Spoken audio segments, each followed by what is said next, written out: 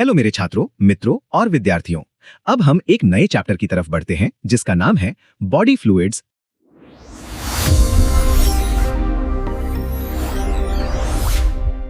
Introduction. हमारा body solids और fluid से बना होता है। शरीर का 2/3 से ज्यादा हिस्सा फ्लूइड होता है। पानी शरीर के फ्लूइड पार्ट का मुख्य हिस्सा बनाता है। इंसान में total body water body weight का 45% से 75% तक हो सकता है। एक नॉर्मल यंग अडल्ट मेल में शरीर में 60% से 65% पानी और 35% से 40% सॉलिड्स होते हैं। एक नॉर्मल यंग अडल्ट फीमेल में पानी 50% से 55% और सॉलिड्स 45% से 50% होते हैं। फीमेल्स में पानी कम होता है क्योंकि उनमें सबक्यूटेनियस एडिपोज टिश्यू यानी चर्बी की मात्रा ज्यादा होती है। पतले लोगों में ओबीज यानी मोटे लोगों के मुकाबले पानी का कंटेंट ज्यादा होता है।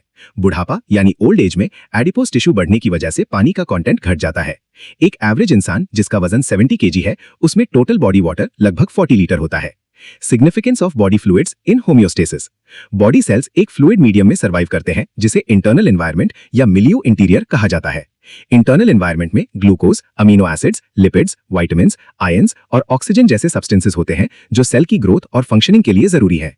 पानी ना सिर्फ इंटरनल एनवायरनमेंट का मुख्य हिस्सा है बल्कि होम्योस्टेसिस में भी महत्वपूर्ण भूमिका यानी इंपॉर्टेंट रोल निभाता है। इन ट्रांसपोर्ट मैकेनिज्म। बॉडी वाटर एक ट्रांसपोर्ट मीडियम का काम करता है जिसके जरिए न्यूट्रिएंट्स और दूसरे जरूरी सब्सटेंसेस सेल्स में एंटर करते हैं और अनवांटेड यानी फालतू सब्सटेंसेस सेल से बाहर आते हैं। पानी एक महत्वपूर्ण मीडियम है जिसके द्वारा विभिन्न एंजाइम्स, हार्मोन्स, विटामिन्स, इलेक्ट्रोलाइट्स और दूसरे सब्सटेंसेस शरीर के एक हिस्से से दूसरे हिस्से तक ले जाए जाते हैं। बात तो सही है। दौड़ना तो पड़ता है। इन मेटाबॉलिक रिएक्शंस। सेल्स के अंदर का पानी विभिन्न मेटाबॉलिक रिएक्शंस के लिए मीडियम बनाता है जो सेल्स की ग्रोथ और फंक्शनल एक्टिविटीज के लिए जरूरी है। In texture of tissues. Cells के अंदर का पानी विभिन्न टिश्यूज के खास रूप यानी फॉर्म और टेक्सचर के लिए जरूरी होता है। In temperature regulation. पानी शरीर के नॉर्मल टेम्परेचर को मेंटेन करने में एक बहुत जरूरी यानी वाइटल रोल निभाता है। Compartments of body fluids. Distribution of body fluids. शरीर में कुल पानी लगभग 40 लीटर होता है। यह दो बड़े कंपार्टमेंट्स में बटा होता है। एक इंट्रासेल्युलर फ्लूइड यानी आईसीएफ, इसका वॉल्यूम 22 लीटर है और यह टोटल बॉडी वाटर का 55% बनाता है। दो एक्स्ट्रा सेल्युलर फ्लूइड यानी ईसीएफ, इसका वॉल्यूम 18 लीटर है और यह टोटल बॉडी वाटर का 45% बनाता है। ईसीएफ को 5 सब यूनिट्स में डिवाइड किया गया है। एक इंटरस्टिशियल फ्लूइड और लिम्फ यानी 20%, दो प्लाज्मा यानी 7.5%, तीन बोन्स में मौजूद फ्लूइड यानी 7.5%, चार डेंस कनेक्टिव टिश्यूज यानी कार्टिलेज में मौजूद फ्लूइड यानी 7.5%, पांच ट्रांससेल्युलर फ्लूइड यानी 2.5% जिसमें शामिल हैं A cerebrospinal fluid, B intraocular fluid, C digestive juices, D serous fluid, intrapleural fluid, pericardial fluid और पेरिटोनियल फ्लूइड, ई जॉइंट्स में synovial fluid, F urinary tract में मौजूद फ्लूइड। इंटरस्टिशियल फ्लूइड का वॉल्यूम लगभग 12 लीटर होता है। प्लाज्मा का volume लगभग 2.75 लीटर होता है। ईसीएफ के बाकी सब यूनिट्स का वॉल्यूम लगभग 3.25 लीटर होता है। पानी इन अलग अलग कंपार्टमेंट्स के बीच मूव करता रहता है। Composition of body fluids. Body fluids में पानी और सॉलिड्स होते हैं। सॉलिड्स ऑर्गेनिक और इनऑर्गेनिक सब्सटेंसेस होते हैं। Organic substances. ऑर्गेनिक सब्सटेंसेस में ग्लूकोज, अमाइनो एसिड्स और दूसरे प्रोटीन्स, फैटी एसिड्स और दूसरे लिपिड्स, हार्मोन्स और एंजाइम शामिल हैं। Inorganic substances. बॉडी फ्लूइड्स में मौजूद inorganic substances sodium, potassium, calcium, magnesium, chloride, bicarbonate, phosphate और सल्फेट हैं। ईसीएफ में sodium, chloride, bicarbonate, glucose, fatty acids और ऑक्सीजन बड़ी मात्रा या लार्ज क्वांटिटी में होते हैं। आईसीएफ में पोटेशियम, मैग्नीशियम, फॉस्फेट्स, सल्फेट्स और प्रोटीन्स बड़ी मात्रा में होते हैं। ईसीएफ का पीएच 7.4 होता है। आईसीएफ का पीएच 7.0 होता है। ईसीएफ और आईसीएफ के बीच के अंतर या डिफरेंसेस टेबल 6.1 में दिए गए हैं। Measurement of body fluid volume. Total body water और बॉडी फ्लूइड के अलग अलग कंपार्टमेंट्स के वॉल्यूम को इंडिकेटर डाइल्यूशन मेथड या डाई डाइल्यूशन मेथड द्वारा मापा जाता है। Indicator dilution method. प्रिंसिपल। किसी सब्सटेंस जैसे कि एक डाई की एक निश्चित मात्रा या नॉन क्वांटिटी को किसी स्पेसिफिक बॉडी फ्लूइड कंपार्टमेंट में डाला जाता है। इन सब्सटेंसेस को मार्कर सब्सटेंसेस या इंडिकेटर्स कहा जाता है। फ्लूइड कंपार्टमेंट में डालने के बाद सब्सटेंस को फ्लूइड के साथ अच्छी तरह मिलने या मिक्स थरली दिया जाता है। फिर फ्लूइड का एक सैंपल निकाला जाता है और मार्कर सब्सटेंस की कॉन्सेंट्रेशन डिटरमिन की जाती है।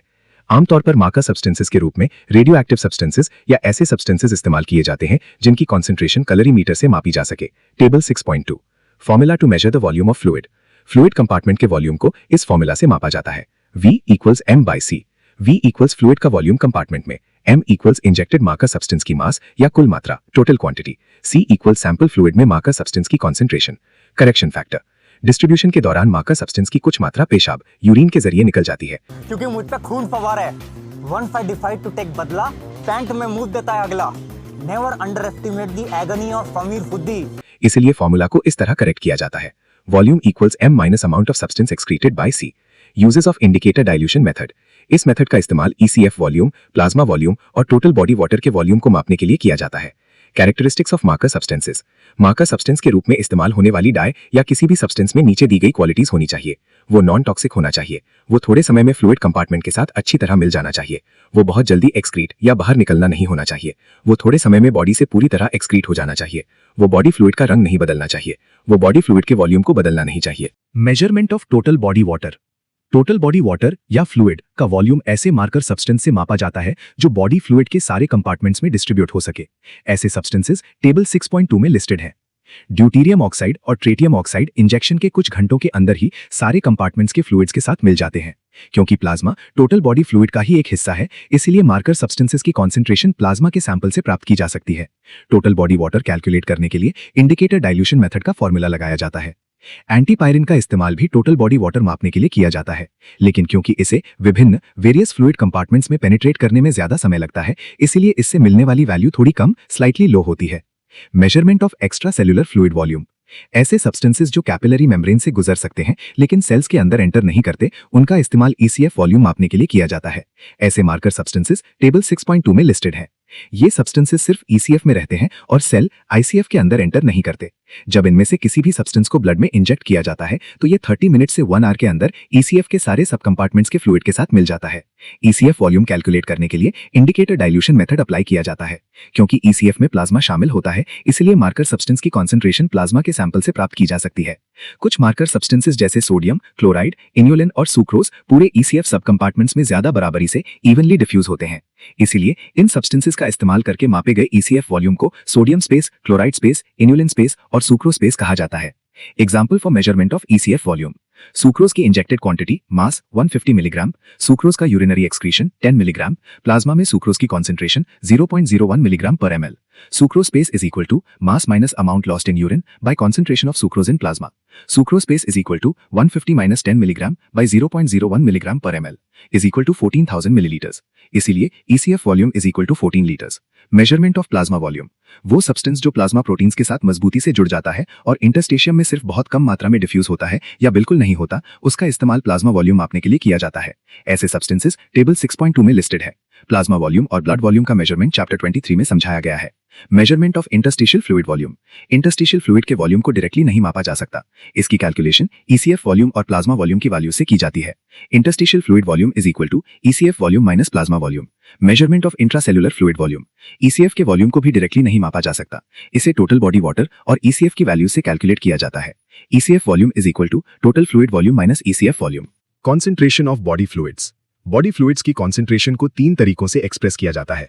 1 osmolarity, 2 osmolarity, 3 tonicity.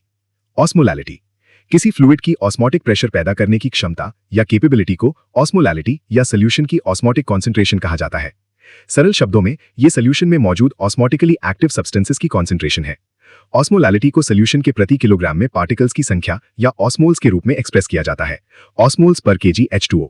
Osmolarity osmolarity osmotic concentration को एक्सप्रेस करने का एक और टर्म है। यह सॉल्यूशन के प्रति लीटर में पार्टिकल्स की संख्या या ऑस्मोल्स होती है। ऑस्मोल्स पर लीटर। सॉल्यूशंस में ऑस्मोटिक प्रेशर ऑस्मोलैरिटी पर निर्भर या डिपेंड्स करता है। हालांकि व्यवहार में ऑस्मोटिक प्रेशर डिटरमिन करने के लिए ऑस्मोलैरिटी के बजाय ऑस्मोलैरिटी को माना जाता है, जिसके मुख्य कारण नीचे दिए गए हैं।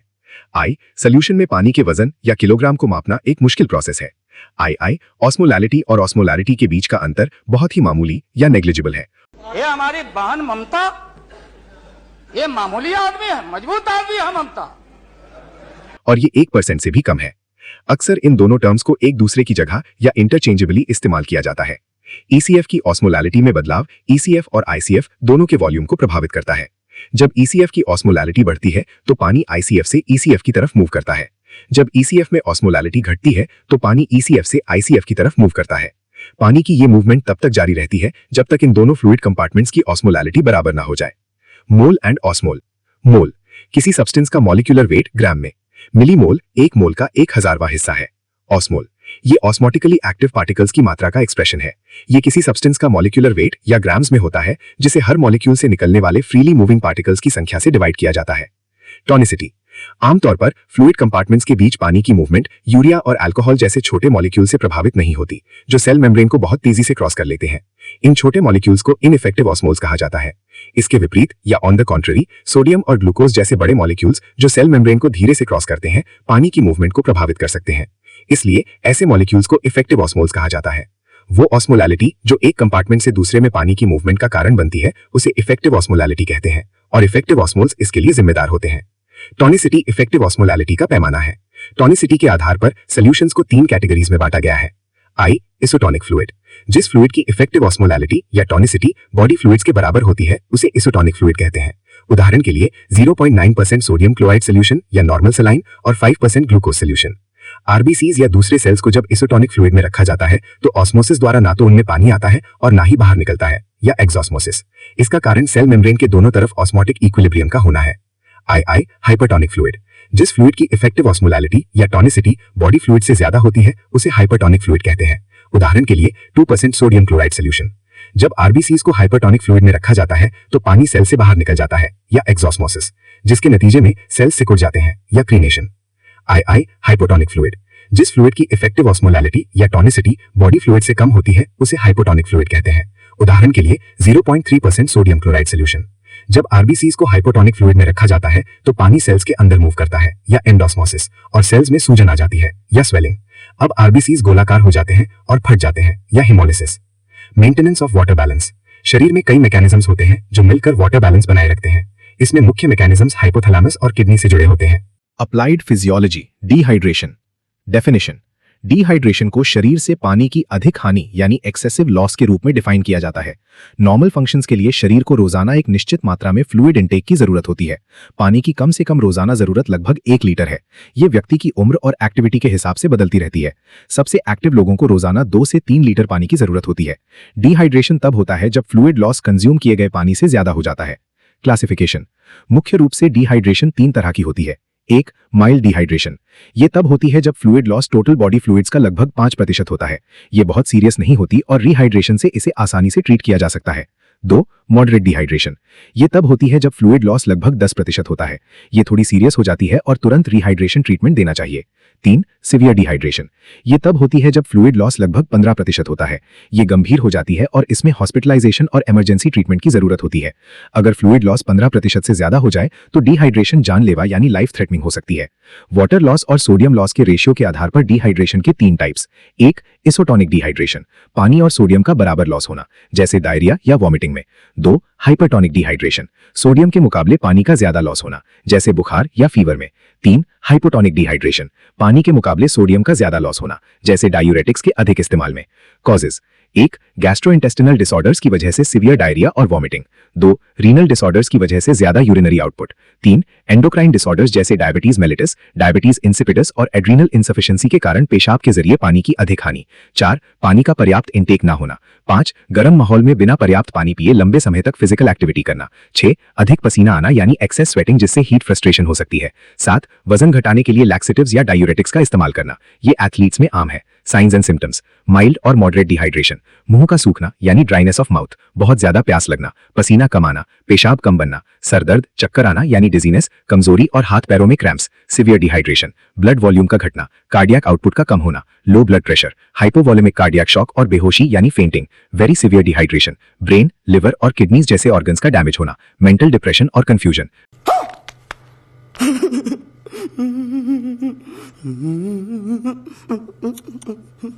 रीनल फेलियर, दौरे पड़ना यानी कन्वल्जेंस और coma. Dehydration in infants, bacterial या वायरल इन्फेक्शन की वजह से होने वाले सीवियर डायरिया और वॉमिटिंग से बच्चों यानी इन्फेंट्स में डिहाइड्रेशन हो जाती है।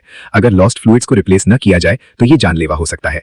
एजिंग इफेक्ट्स ऑन डिहाइड्रेशन, बुजुर्गों यानी एल्डर्स में डिहाइड्रेशन का खतरा ज्यादा होता है, भले ही वो स्वस्थ हों। इसका कारण बढ़ा हुआ फ्लूइड लॉस और कम फ्लूइड इंटेक है। बुढ़ापे में सीवियर डिहाइड्रेशन फेटल यानी घातक हो सकती है।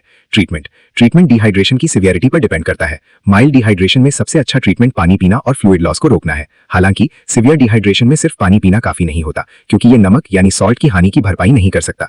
इसलिए सिवियर डिहाइड्रेशन का असरदार ट्रीटमेंट ओरल रिहाइड्रेशन थेरेपी है।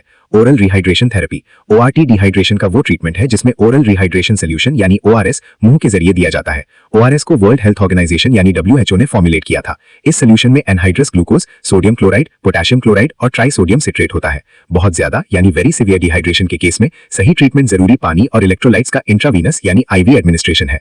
वाटर इंटॉक्सिकेशन और ओवरहाइड्रेशन। डेफिनेशन: वाटर इंटॉक्सिकेशन वो कंडीशन है जिसमें शरीर में पानी की मात्रा बहुत ज्यादा बढ़ जाती है। इसे ओवरहाइड्रेशन, हाइपरहाइड्रेशन, वाटर एक्सेस या वाटर पॉइजनिंग भी कहा जाता है। कॉजेज: वाटर इंटॉक्सिकेशन तब होता है जब निकाली जाने वाली एक्सक्रीटेड मात्रा से ज्यादा फ्लूइड शरीर में लिया जाता है। अगर बॉडी के सिस्टम्स नॉर्मल काम कर रहे हों तो सिर्फ ज्यादा पानी पीने से वाटर इंटॉक्सिकेशन होना रेयर है, दुर्लभ है। लेकिन कुछ कंडीशंस हैं जो इसे पैदा कर सकती हैं। 1. हार्ट फेलियर, जिसमें दिल सही तरीके से ब्लड पंप नहीं कर पाता। 2. रीनल डिसऑर्डर्स, जिसमें किडनी पेशाब के जरिए पर्याप्त पानी बाहर निकालने में फेल हो जाती है। 3. एंटी डायोरेटिक हार्मोन ADH की हाइपरसिक्रेशन, जैसे कि SIADH, syndrome of inappropriate hypersecretion of ADH के केस में। 4. मेडिकेशंस और फ्लूइड्स का इंट्रावीनस IV जरिए इतनी बड़ी मात्रा में दिया जाना जिसे शरीर एक्सक्रीट ना कर सके। 5. बच्चों इन्फेंट्स में पहले महीने में इसका खतरा ज्यादा होता है क्योंकि उनकी किडनी का फिल्ट्रेशन मैकेनिज्म पूरी तरह डेवलप नहीं होता और वो तेजी से फ्लूइड एक्सक्रीट नहीं कर पाती। 6. ये उन बच्चों में भी आम है जो स्विमिंग प्रैक्टिस करते हैं क्योंकि स्विमिंग के दौरान वो ज्यादा पानी पी लेते हैं। एक अडल्ट जिसका हार्ट और किडनीज नॉर्मल हैं को भी वाटर इंटॉक्सिकेशन हो सकता है अगर वो रोजाना लगभग 8 लीटर पानी पीता है। Science and symptoms. 1. क्योंकि ब्रेन वाटर इंटॉक्सिकेशन के प्रभावों के लिए ज्यादा वल्नरेबल, नाजुक होता है, इसलिए बिहेवियरल चेंजेस सबसे पहले दिखते हैं। व्यक्ति को नींद आने लगती है, ड्राउजी, और वो इनअटेंटिव, असावधान हो जाता है। नौशिया और वॉमिटिंग होती है। अचानक वजन कम होता है, जिसके बाद कमजोरी और ब्लर्ड विजन, धुंधला दिखना शुरू हो जाता है। अनीमिया, एसिडोसिस, साइनोसिस, हेमरेज और शॉक भी आम है। मस्कुलर सिम्टम्स जैसे कमजोरी, क्रैम्प्स, ट्विचिंग, फड़कना, पुअर कोऑर्डिनेशन और पैरालिसिस डेवलप हो सकते हैं। सिवियर कंडीशंस में डिलीरियम, एक गंभीर मानसिक स्थिति जिसमें व्यक्ति कंफ्यूज रहता है और उसे इल्यूजन्स, भ्रम होते हैं। सीजर्स, अचानक होने वाले अनचाहे मस्कुलर कंट्रैक्शंस, दौरे। कोमा, बेहोशी की वो गहरी स्थिति जिसमें व्यक्ति एक्सटर्नल स्टिमुलाई पर रिस्पॉन्ड नहीं करता। ट्रीटमेंट: माइल्ड वाटर इंटॉक्सिकेशन में सिर्फ फ्लूइड रिस्ट्रिक्शन, पानी पीने पर रोक की जरूरत होती है। बहुत सीवियर केसेस में ट्रीटमेंट में शामिल है 1. डायोरेटिक्स, ताकि पेशाब के जरिए पानी का लॉस बढ़ाया जा सके। 2. ADH रिसेप्टर एंटागनिस्ट्स, ताकि रीनल ट्यूब्यूल से पानी के रीअब्जॉर्प्शन को रोका जा सके। 3. सोडियम को रिस्टोर करने के लिए इंट्रावीनस सेलाइन का administration. Buy myself another bottle, I don't even check the price. Black jacket on me, looking cute, make sure she looking twice. I don't even wanna go out.